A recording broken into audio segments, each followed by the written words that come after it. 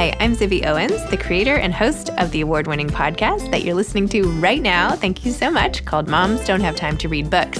It is a daily podcast, 365 days a year, and each day we talk to an author about all of the things related to their career, their book, their life, and more in 30 minutes or less, because who has time?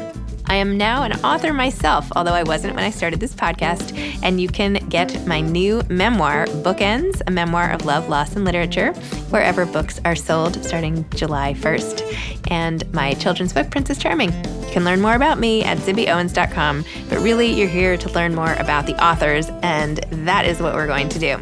Also, be sure to check out all the other podcasts in the Zcast Podcast Network. You can learn more at zcastnetwork.com and definitely check out those shows as well. Lydia Millet is the author of Dinosaurs. Lydia has written more than a dozen novels and story collections. Her novel, A Children's Bible, was a New York Times Best 10 Books of 2020 selection and shortlisted for the National Book Award. In 2019, her story collection, Fight No More, received an Award of Merit from the American Academy of Arts and Letters. And her collection, Love and Infant Monkeys, was a finalist for the Pulitzer Prize in 2010. She writes essays, opinion pieces, book reviews, and other ephemera, and has worked as an editor and staff writer at the Center for Biological Diversity since 1999. She lives in the desert outside Tucson with her family. Welcome, Lydia. Thank you so much for coming on Moms Don't Have Time to Read Books to discuss Dinosaurs, a novel. Well, I'm happy to be here. And of course, Dinosaurs is referring to the fact that when we were growing up, people thought dinosaurs were gone, extinct. And now, since then, we've realized that birds are a form of dinosaur, which I learned in science class with my kids, but which you obviously weave in through the book as well. So interesting way to package. Yeah, I feel I learned it pretty late in life. Yeah, but you know what? That's okay. We can always learn. Right. We should never stop. Never stop learning. Calcify. Yes, yeah. Exactly. So can you please tell listeners what Dinosaurs is about? Oh, well, it's a pretty simple story. It's about a man who's quite lonely and heartbroken and moves across the country and then finds himself living next to a house with a big glass wall through which he can see his next door neighbors. And, his life becomes sort of enmeshed in their lives. And that's it. That's basically it. That is not it. There's so much more than that. Okay, we can leave it at that. Well, first of all, he doesn't just move to the West Coast. He walks to the West Coast. Is this like something you've always wondered what that would be like? Or how did you start it off like that? Well, it was sort of first of all, it was sort of a theft from my boyfriend's life because he did this before he moved west to live with me from Brooklyn. He walked the Appalachian Trail, like the whole Appalachian Trail. And so I sort of stole that fragment of his life and made it a little different, fictionalized it a little bit because of course, Gil, who's the protagonist in this novel, doesn't walk an actual trail. He just walks across the country sort of adjacent to freeways and other large roads. And yeah, I don't spend a lot of pages on that, but I wanted to use it because he's a person for whom there was no cost really to anything because he's rich. And so he, in this situation, wanted to sort of pay for this change in his life. And the only way he could pay was with his time and his body, I guess. Yeah. Well, it's always one of those things where my kids are like, could you walk across here? How long would it take? Blah, blah. So anyway, I like that as just a device to get us into this book. And then, of course, Gil ends up in a house that he has only seen online and doesn't realize that he's looking into somebody else's house. And I also loved how you had the neighbors come over and say, like, to call it out. Because I feel like so often, I've been looking in my mom's apartment, the same house for like 40 plus years, right? And you never say anything to those neighbors. So the fact that she's like, okay, I understand you can't help but look at me and that's okay. And I'm aware that you're looking. It just like throws that whole thing that you're not supposed to sort of say up into conversation. Right. So tell me about that and just like starting it off that way. Well, he just, the people that he's next to happen to be this kind of lovely family. And there's a very outgoing woman at the core of the family, and she just sort of embraces him. And and I guess in a way sort of lures him into their sphere, like very early on, which is which is highly fortunate for him, as it turns out. Yes. But this, idea of, I was trying to play with sort of the idea that we're all voyeurs now in our lives, that there's so much voyeurism in the culture now. There's so much spectatorship of each other and display of ourselves, that it's almost as though voyeurism has disappeared as a taboo, right? Mm-hmm. It's barely considered, criminal or an infringement to stare at other people, because we do it all day long, right? With these little screens we have, and big screens too, but we're always looking and being looked at.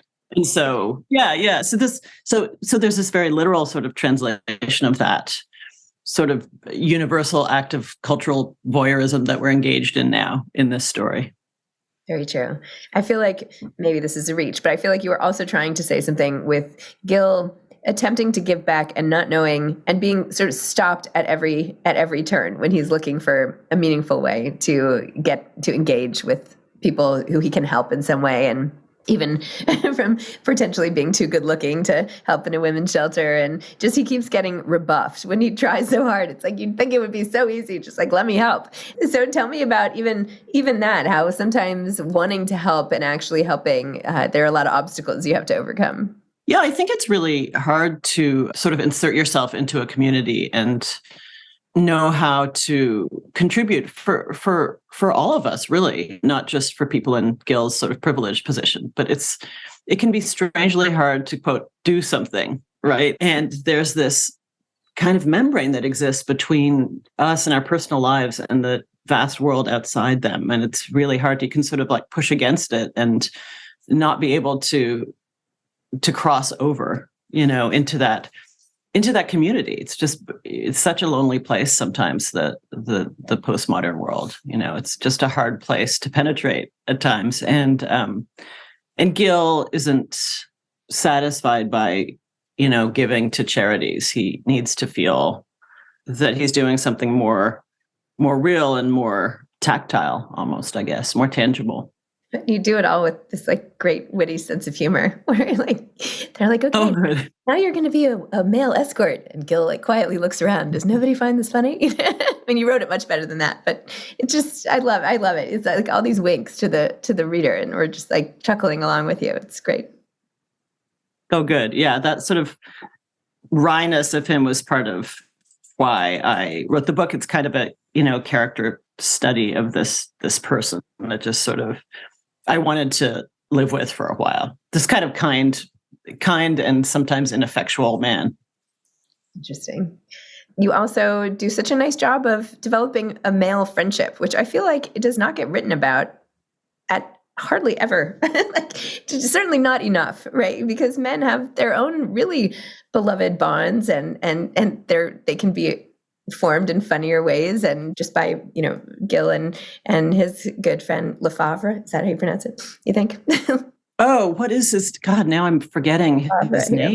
And how he sees all these sides of him as a man, and how he curses all the time when he's like playing basketball, and yet around his wife is like as sweet as an angel. And what ends up happening with them over time is really impactful and emotional. So that was great. Can you talk a little bit about friendship and how that plays out in later life? Yeah, I've noticed that, so many men have, over a certain age, have these sort of truncated social lives that are entirely dependent on their partners, especially sort of, I'm going to say heterosexual men of a certain age, seem to really be isolated and lonely for friendship. And so Gil is I guess, sort of a counterexample to that, where he has these, just a couple, right? A couple of close friendships. And, I don't know. There have been times in my adult life where I felt quite bad for men, because their social circles can be so constrained, can be so determined by their jobs. I mean, as all of ours are to some degree, right? But like really constrained by their wives or girlfriends or other partners and their social circles, and then their jobs. And if they lose those things, they're sort of often quite marooned. So Gil actually has neither of those things in the beginning he doesn't have a partner, right? And he doesn't have a job. And so like, how do you find friendship is really just a sort of basic question of his story. And how he relates to the kids too, what it means to like have found family and the big influence he ends up having on the next door neighbor's kids and the bonds he makes with them, which is really wonderful. Yeah. So Lydia, how did you, I know you said you were interested in exploring Gil as a man, but you've written many books at this point in your life. And why, like, how did you start this? What little germ of an idea got you started on this book? And sort of what kept you going? What was propelling you? And tell me just more of the backstory of the book. Well, I'd just written this other book that was quite different, a children's Bible that was about anger and also sort of a righteous anger, but also featured this large group of young people and a sort of large, for me, cast of characters. Mm-hmm. And so I started out this book wanting, as I usually do between books, to do something entirely different from that and just have a very small cast of characters for one thing that I could sort of get a handle on and where I could really differentiate the characters well, because in a children's Bible, there's this sort of amorphous mass of parents that is undifferentiated, almost like a mob of parents. And so I sort of wanted to write from the other side of that, looking at people my age and how they might actually sometimes be more benevolent than the parents were in a children's Bible. So that was part of it. And yeah, I just was sort of entranced by the idea of a simple story that kind of opened up like a dollhouse does, so that you can see, the rooms and the sort of, what do you call it when it's, when you have those dollhouses and they open and then you've got this diorama. Yeah, I love dioramas too. So it's sort of like a diorama as well. But what would it be like to have that kind of a dollhouse that was sort of living to engage with, Yeah, I love that. So how did you get started writing? How do you go from not writing to Pulitzer Prize? All these things like nominations and accolades and new books and a whole lifetime of, how did you get started and what's the secret to sort of navigating life as a working author? Well, I think I just came to it from reading. I was just a voracious reader as a kid. And so it was kind of a natural thing for me to end up doing, because you, as many writers have said, you kind of write the stories that you want to read or that you haven't quite found and want to inhabit for a while. So also, I have to admit that I, at a certain juncture in my life in college, discovered that I did not wish to be an opera singer, which I had been trying to be. I sort of discovered that was not a pursuit for which I was fit. And I love the solitude of writing, and I love the fact that, at least in book writing, no one really interferes with you or your process until you've already made something, right? And unlike, say, the collaborative world of making movies or TV or maybe other sorts of books to some degree that aren't fiction, you're just allowed to have perfect mental freedom. And I love that and value that sort of refuge of privacy of making things up. And so it's always where I'm happiest. I'm happiest when I'm writing sentences that no one else gets to weigh in on, Yes. It's like the ultimate control. Yeah, I do. I do have, I can't sort of write infinitely in a day. So I have a day job that is, it's about 30 hours a week and keeps me busy from like 8:30 to 2:30 every day.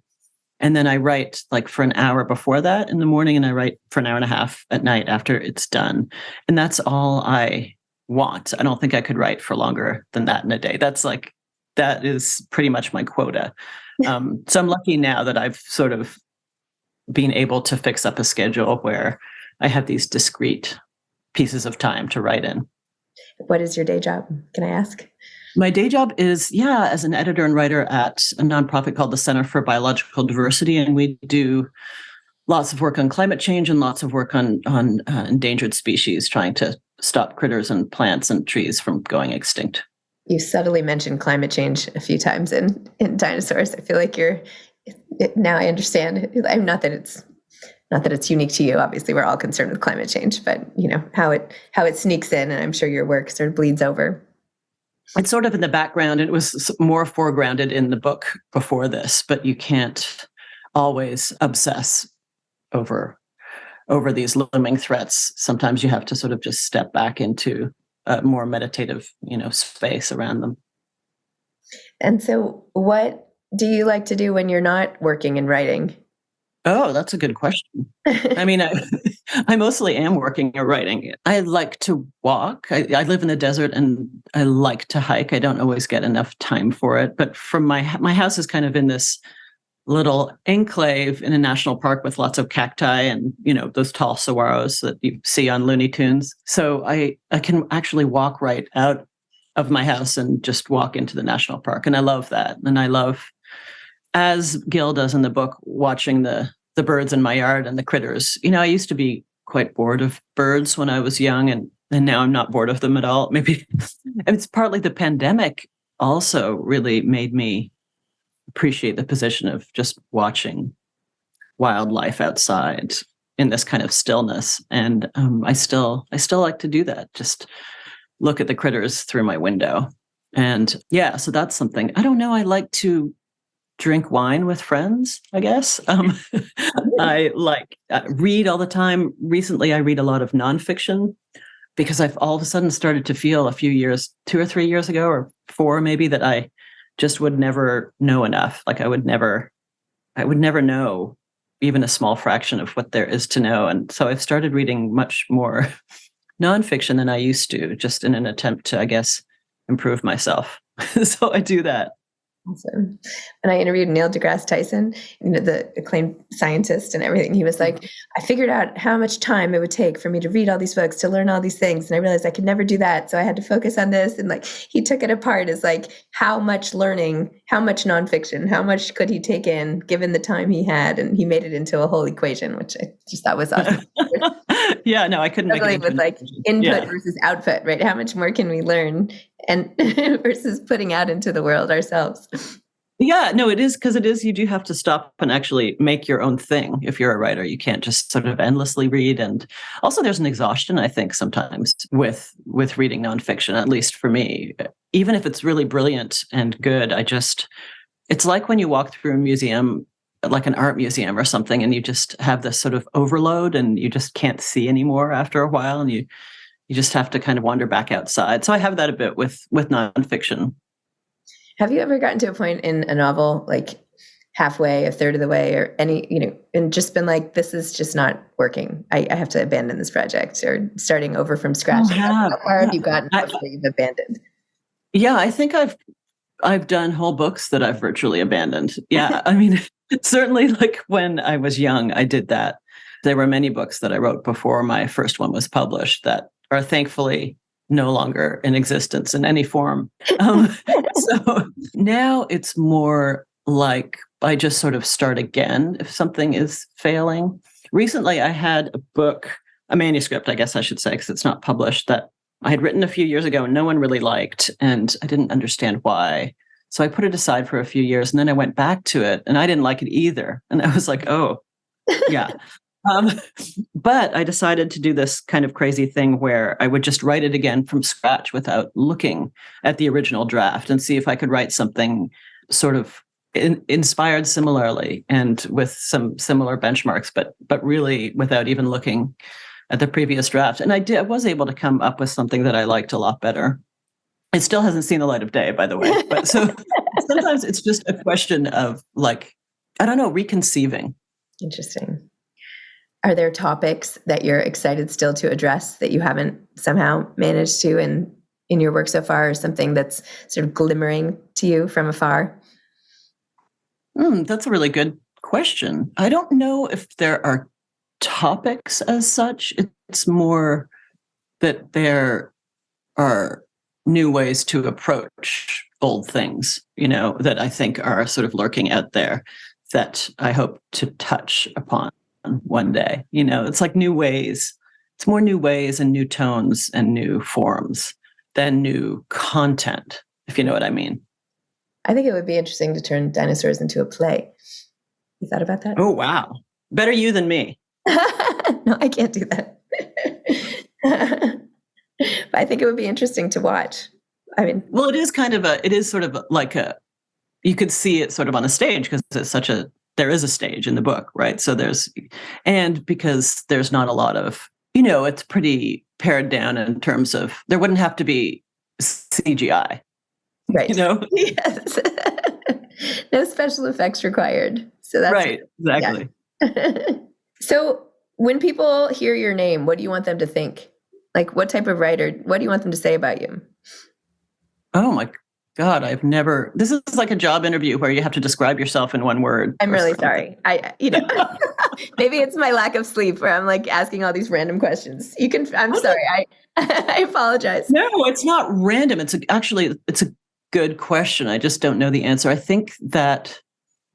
don't think in terms of what people should or could think about me. I just always think of it in terms of books and books of mine being read a certain way. I like to sort of, ideally, I wouldn't really be present at all. This is why I wrote a nonfiction book that's sort of like a hybrid of memoir and meditation and maybe like prayer around sort of having children in this time and in the age of extinction and climate and all that.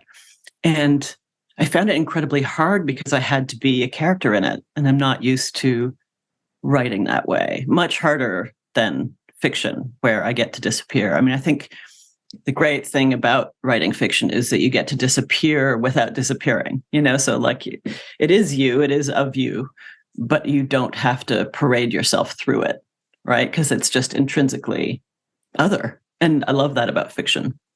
I love that. You mentioned your boyfriend earlier, and this is totally none of my business, but before I married my second husband, I was in my 40s saying like, this is my boyfriend, and I felt so funny saying that, like, is it still a boyfriend when you're like a grown up?